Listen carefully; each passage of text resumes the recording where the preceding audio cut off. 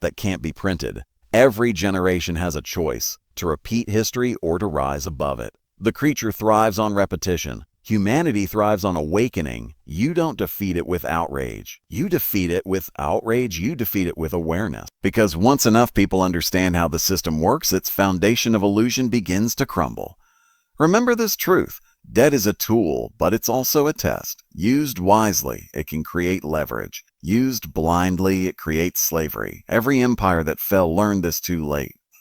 You still have time to learn it now. The Federal Reserve is not invincible. It is sustained by consent, by compliance, by our collective willingness to believe that paper is wealth and that inflation is progress. Withdraw that belief, and you withdraw its lifeblood. You can't change the past, but you can change how the story ends. The cycle of history doesn't have to end in collapse. It can end in clarity.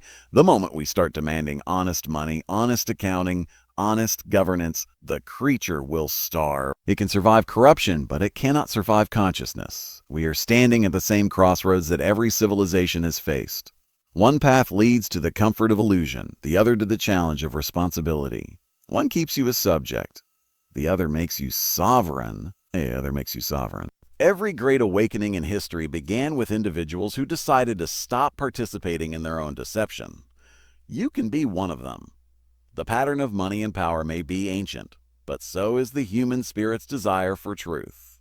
That desire has survived every empire, every manipulation, every cycle of debt, and it will survive this one too if we choose it, because no creature, no matter how large, can withstand the light of understanding forever. When the smoke of the Second World War cleared, the world stood exhausted, broken, and in debt. Europe was shattered, Asia was bleeding, in America, untouched by invasion and strengthened by war production, emerged as the unquestioned economic power. But victory was not just measured in weapons or borders. It was measured in control of currencies, of credit, of reconstruction.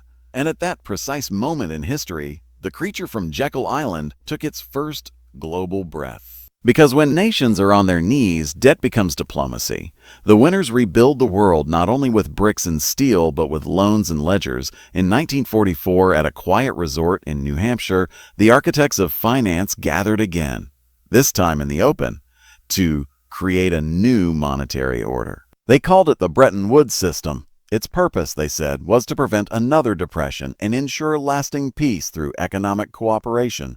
The story sounded noble, as it always does. But behind the language of stability lay the same ancient strategy. Centralize control of money, then use it to shape nations. Under Bretton Woods, the U.S. dollar was crowned the world's